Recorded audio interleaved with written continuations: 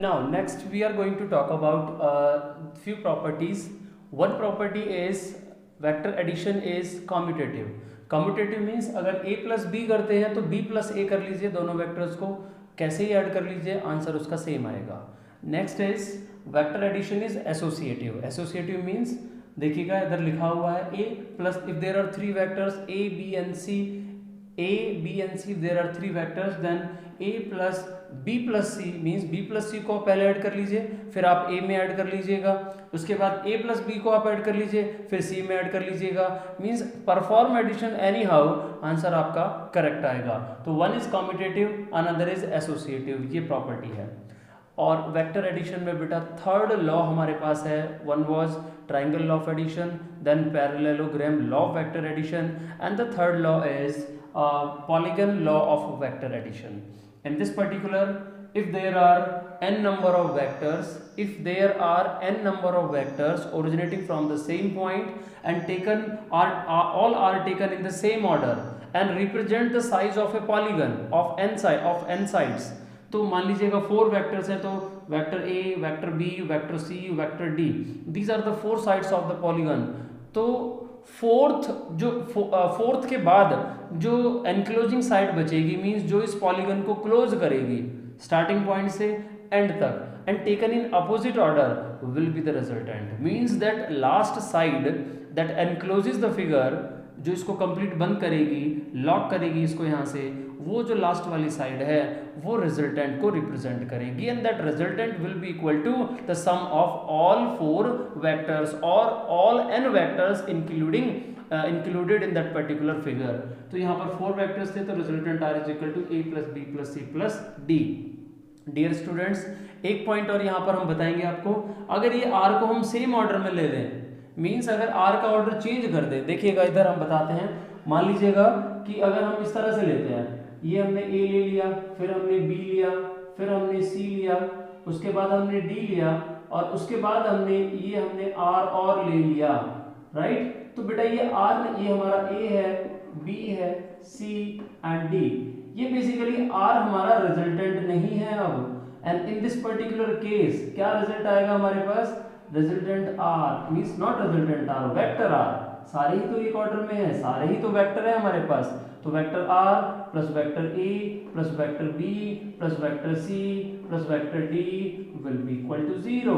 सबका सम हमारे पास क्या होगा? 0 होगा. तो ये आप पॉलीगन के केस में याद रखेंगे, चाहे ये पॉलीगन हो या फिर एक ट्राइंगल हो जिसमें 3 साइड्स हैं. There are 3 sides, 1 2 and 3. all 3 are taken in same order में है. साइड a वेक्टर b से रिप्रेजेंट हो रहा है c से, तो vector a plus vector b plus vector c will be equal to 0. This is an important result that will help you to solve numericals. So this is all about addition of vectors. This is subtraction. कैसे करते हैं देखिएगा. Vector a हम कोई भी ले लेते हैं, वेक्टर b आपके पास ये गिवन है, suppose this is vector a, ये आपके पास कोई भी वेक्टर b गिवन है. अभी तक हमने एडिशन पढ़ा है, एडिशन में रिजल्टेंट हम निकालते थे vector a plus b. Parallelogram हो या ट्राइंगल लॉ हो, हम उसमें a प्लस b लिख देते थे. But now in case of subtraction हम यहाँ पर इनको सब्ट्रैक्ट करना चाहते हैं, माइनस b हम करना चाहते हैं.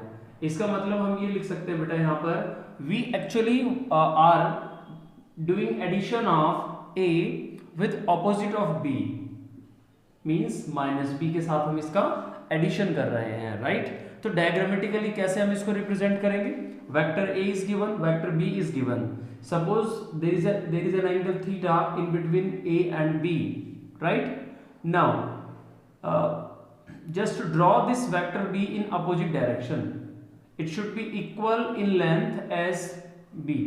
जितना b है हमारे पास उसी के अपोजिट डायरेक्शन में वेक्टर b को हम ड्रॉ करेंगे.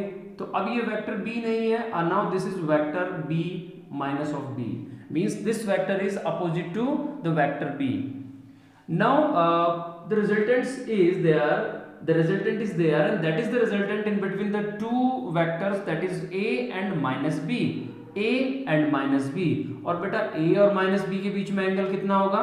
180 minus theta will be the angle in between vector A and vector A minus vector A and vector minus B. तो now these are the two vectors, so simply we can calculate the resultant of these two vectors. हम इस तरीके से यहाँ पर resultant calculate कर सकते हैं by using parallelogram law of vector addition. ठीक है, तो जो resultant होगा इस parallelogram का connecting at this particular point originating from the same point that are the points of origin, तो ये आपके पास क्या होगा, रिजल्टेंट ऑफ ए होगा. इसको मैं डार्क बना देता हूं, तो ये sorry resultant of A and resultant of minus B होगा. वेक्टर ए हमने ये दिखाया हुआ है, वेक्टर बी हमने ये लिया हुआ है, माइनस बी हमने ये लिया हुआ है. And what is this, basically this is vector R, means resultant of two vectors A and B represented by A and minus of b, and that is equal to vector a minus vector b. तो ये that is the subtraction of two vectors, right? तो इसको कैसे mathematically कैसे हम लिख सकते हैं? we want to calculate the resultant of these two want to calculate the magnitude of the resultant, then कैसे कैलकुलेट करेंगे? तो हम जानते हैं बेटा, जो रिजल्टेंट का फॉर्मूला है R, वो है a square plus b square plus 2ab cos of theta, right? Now replace theta with 180 minus theta, right? क्योंकि मैग्नीट्यूड b का माइनस b है, मैग्नीट्यूड तो b ही आएगा. अगर हम बात करें तो हम यहाँ पर इसको ऐसा लिखते हैं, b स्क्वायर है ना ये, तो आप इसको ऐसा लिखिएगा, that is a square plus b square plus 2ab cos of 180 minus theta, 180 minus theta. So it would result into a square plus b square plus 2ab cos of 180 minus theta. Cos of 180 minus theta is minus cos of theta. यहाँ पर जो result होगा r would be equal to, that is a square plus b square plus 2ab, ये minus हो जाएगा minus का cos of theta. That is the difference in between the two result. यहाँ पर प्लस था, यहाँ पर आपके पास माइनस है, तो ये आपके पास रिजल्टेंट हो जाएगा. This would be the resultant, right? तो ये आपके पास आ गया. ये ड्यूरिंग एडिशन होता है, ड्यूरिंग एडिशन ये रिजल्टेंट होता है. सब्ट्रैक्शन में हमारे पास कौन सा रिजल्टेंट होगा? ये वाला रिजल्टेंट होगा. That is our answer. Similarly अगर हम यहाँ पर बेटा जो रिजल्टेंट है वो वेक्टर ए के साथ कितना एंगल बना रहा है, वो अगर हमें रिप्रेजेंट करना है, मान लीजिएगा ये वाला जो एंगल हमारे पास अल्फा है, तो टेंजेंट ऑफ अल्फा हम यहाँ पर लिख सकते हैं, राइट? तो tangent of alpha that is equal to, same बिल्कुल वही रिजल्ट आएगा, बस आपको क्या करना है, you will replace positive sine with negative sine. Answer will be same, b sin of theta divide by a plus B cos of theta था, यहाँ पर a minus B cos of theta होगा. कैसे आया है इस थीटा, देखिए 180 minus theta हम इसको करेंगे तो साइन ऑफ थीटा ही होगा, और ये प्लस साइन मान लेते हैं और कॉस ऑफ 180 माइनस थीटा करते हैं तो माइनस कॉस ऑफ थीटा होगा, तो ये प्लस साइन माइनस हो जाएगा. तो ये आपके पास डायरेक्शन के लिए एक फॉर्मूला इधर से बन जाता है. So this is all about subtraction of vectors. This is how we can, this concept is really helpful in solving the numericals related to relative velocity, like velocity of the rain with respect to man when rain is falling vertically downward and man is moving along in one direction. So such kind of numericals are easily solvable with the help of subtraction of vectors. Now here on the screens are there some properties of subtraction of vector. First is जो subtraction of vector होता है बेटा, वो ना तो associative law को follow करता है और ना ही commutative law को follow करता है. Associative law में भी problem है, a minus b minus c is will not be equal to a minus b. पहले दो का subtraction करें फिर तीसरे को घटाएं इसमें से, तो उसके बराबर नहीं होगा. Commutative को भी ये follow नहीं करेगा, means a minus B will not equal to b minus A. तो एडिशन में फॉलो होते हैं दोनों लॉ, लेकिन सब्ट्रैक्शन में नहीं होते हैं. उसके बाद हम यहाँ पर लिखते हैं एक और important result, that is if a is equal to b then what would be the resultant of this, what would be the resultant a minus B, means resultant r क्या होगा सब्ट्रैक्शन के केस में, तो resultant R that is vector A minus B का जो resultant है उसकी जो हम बात कर रहे हैं वो क्या होगा।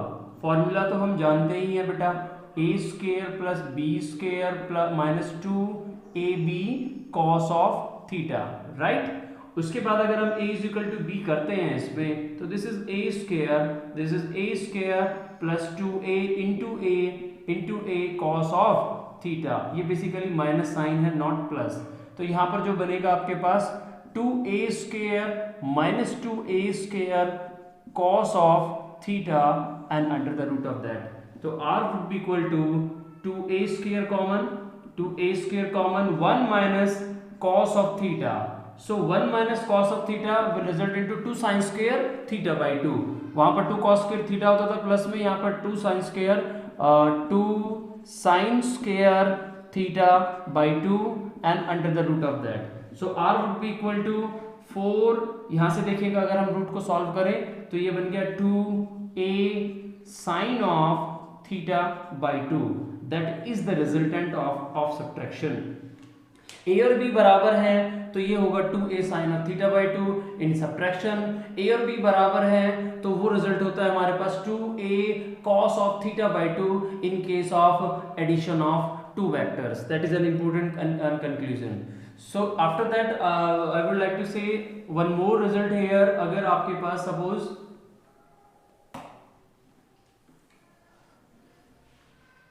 सपोज हमारे पास अगर गिवन है कि a और b भी बराबर है, देखिए एक और इम्पोर्टेंट रिजल्ट हम यहाँ पर लिख देते हैं कि if a is equal to b and that is also equal to r in case of subtraction, in case of subtraction, तो इन सब्ट्रैक्शन के में क्या होगा, तो r को हम इस तरह से लिख सकते हैं ना, this is a square plus a square plus what plus minus 2a into a means a square और cos of theta and ये भी a के ही बराबर है तो राइट इट एज a। इसको हम सॉल्व करते हैं बेटा यहाँ पे, तो that a is equal to, ये आपके पास अभी तो रिजल्ट हमने लिखा था, ये अभी हमने लिखा था पीछे प्रीवियस में 2a sin of theta by 2, ये हमारे पास रिजल्ट आया था। Eliminating a means 2 sin of theta by 2 that is equal to 1 sin of theta by 2 would be equal to 1 by 2 implies ये आपके पास जो होगा 1 by 2 जो वैल्यू होती है यहाँ पर पर्टिकुलर केस में वो 30 डिग्री के बराबर होती है, sin 30। तो sin ऑफ यहाँ पर हम ऐसा लिख सकते हैं, this is equal to sin of 30 degree, तो theta by 2 is equal to 30 degree implies theta is equal to 30 degree multiply by 2 and that is equal to 60 degree. तो जो एंगल इन बिटवीन, देखिए क्या कंक्लूजन है, A B और are अगर तीनों equal है मैग्नीट्यूड में, ए बी और आर तीनों एंगल में, तीनों मैग्नीट्यूड में इक्वल है और हम सब्ट्रैक्शन की बात कर रहे हैं, R is A minus B, तो उस केस में जो एंगल होगा theta in between A and B वो कितना होगा, 60 डिग्री होगा।